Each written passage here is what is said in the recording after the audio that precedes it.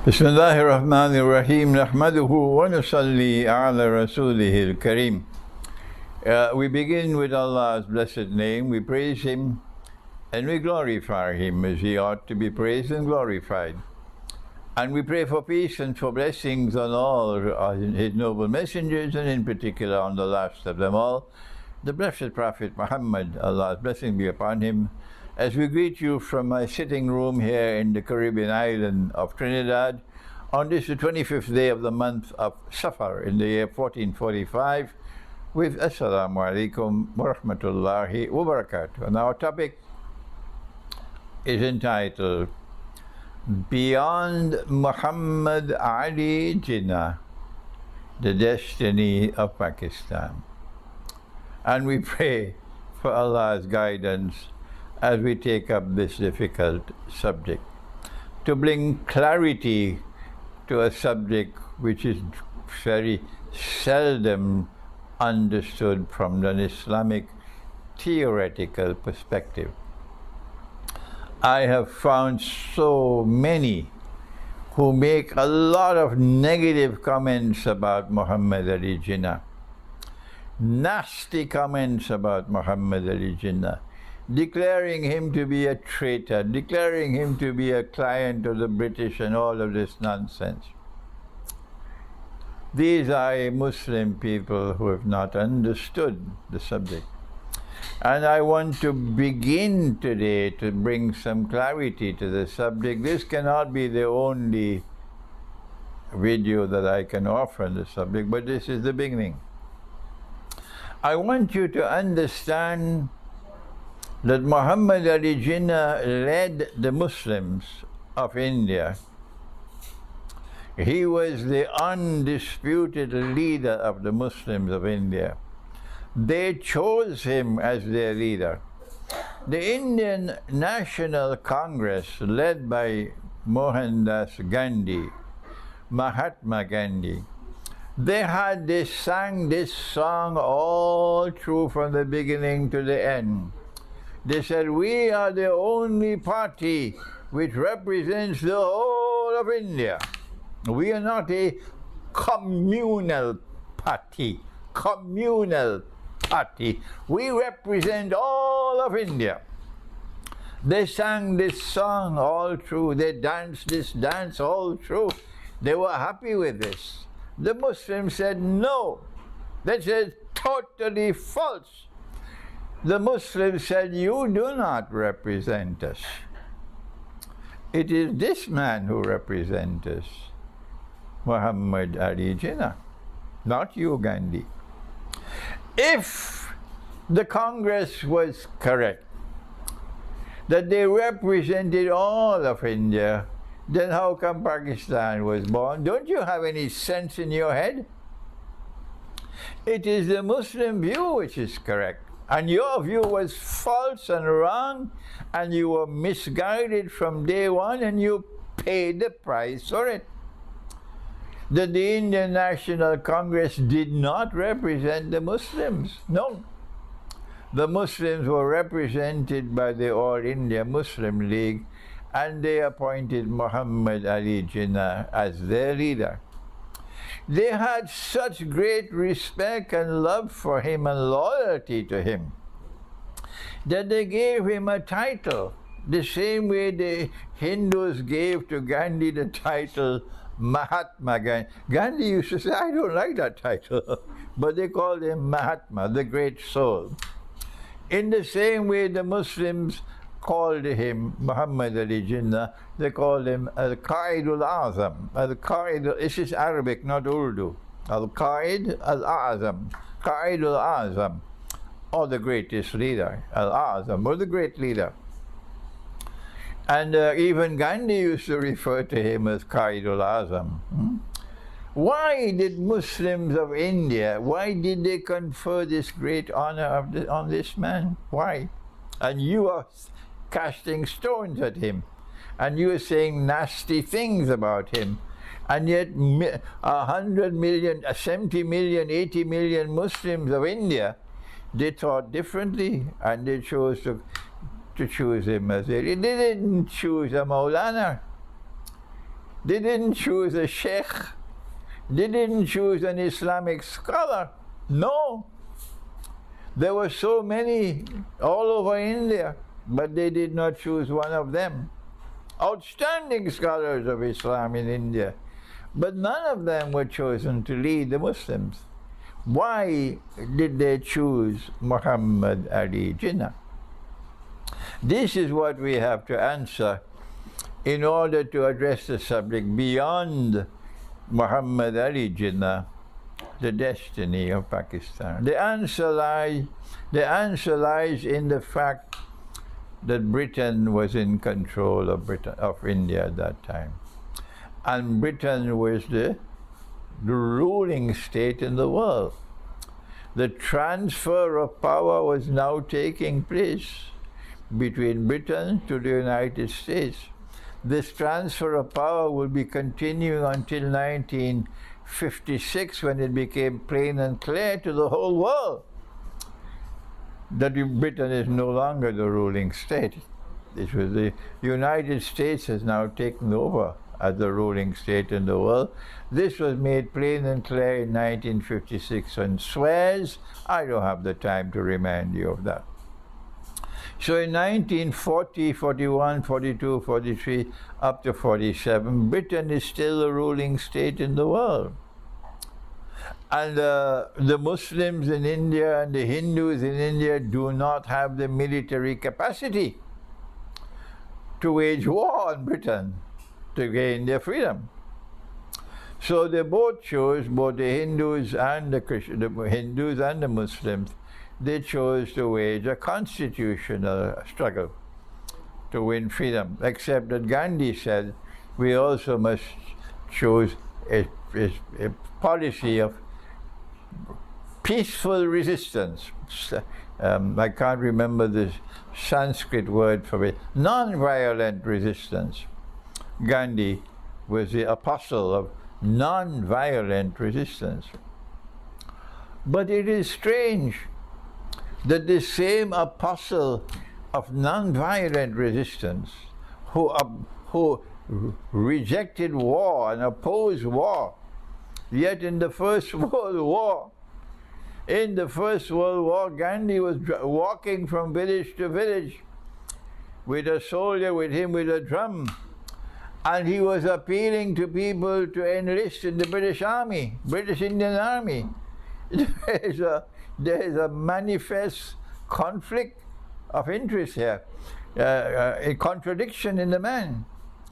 This is a contradiction. On one hand, you are preaching non-violence, and on the other hand, you are recruiting people to fight in the British Army. What's wrong with you, Gandhi? And so now, the Muslims had to recognize that Britain is in charge. And if you choose to struggle with a constitutional struggle, you don't need a Maulana to lead you. No. You don't need a businessman to lead you in that struggle. You need someone with a knowledge of law, someone with a knowledge of constitutional law, and someone most of all with a knowledge of British law. This was Muhammad Ali Jinnah. Not only that, Muhammad Ali dressed like an Englishman. He spoke like an Englishman. His diet was that of an Englishman. The drinks that he drank was that of an Englishman. His culture was that was English. Everything about the man was English. And that was why he was able to succeed. That's right. If Muhammad Ali Jinnah had a beard, and if he was going to the masjid 5 times a day to perform salat, and if he was publicly identified with his Islamic credentials, and he was a scholar of Islam, Pakistan would never have been born. That's right. You have to understand history. What Allah does, that they plan their plans, and He plans His plans. And so it was precisely because Muhammad Ali Jinnah studied law in Britain, precisely because he was always faithful. He had legal integrity. He was a brilliant lawyer because he knew constitutional law. He knew the British mind. And because he waged a brilliant legal struggle that eventually Britain had to acquiesce. It was when Britain accepted that yes, Pakistan will have to be created. Then the Indian National Congress also accepted that Pakistan has to be created. The Hindu people never accepted what their leaders accepted. And so when the Indian National Congress agreed to the partition of India and the birth of Pakistan, the Hindu people who supported the Indian National Congress responded with a carnage of blood. Blood flowing on the streets of Delhi. People running like rabbits and like dogs to save their lives on the streets of Delhi. Yes. Hundreds of thousands of Muslims in refugee camps in Delhi. In Delhi. From the time you leave your home to seek refuge somewhere, you've lost your home. You can't go back to your home because it's now occupied by others who are coming from the areas which is now going to be Pakistan. You've lost your home. And so Pakistan came into being because of Muhammad Ali Jinnah. No other leader could have succeeded, none. No Islamic scholar could have succeeded, none. No Maulana, no Mufti, none. No politician could have done it. No businessman could have done it. Only a man who dressed like the British, who spoke like the British, who was educated in Britain, who had an acute legal education, who knew constitutional law, whose diet was British, whose drinks that he drank was British, whose entire life was British, but he had his heart with integrity. And once he realized that this was going to be Hindu oppression over Muslims, if the British withdraw from India and leave power with the Indian National Congress, they will oppress the Muslims. He left the Indian National Congress. Before this, he was the ambassador of Hindu-Muslim unity in Britain, in India. That's right. But this was a man who would not tolerate oppression.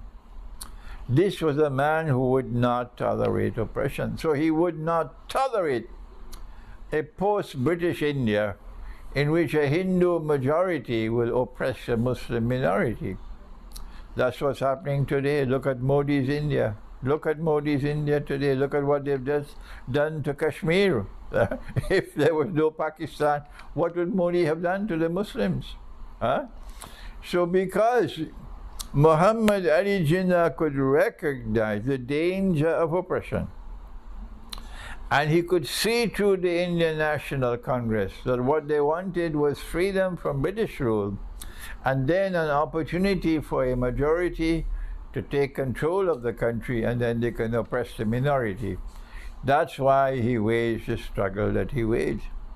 Why would Britain allow an Islamic state to come into being? Britain did not accept the creation of Pakistan because Britain feared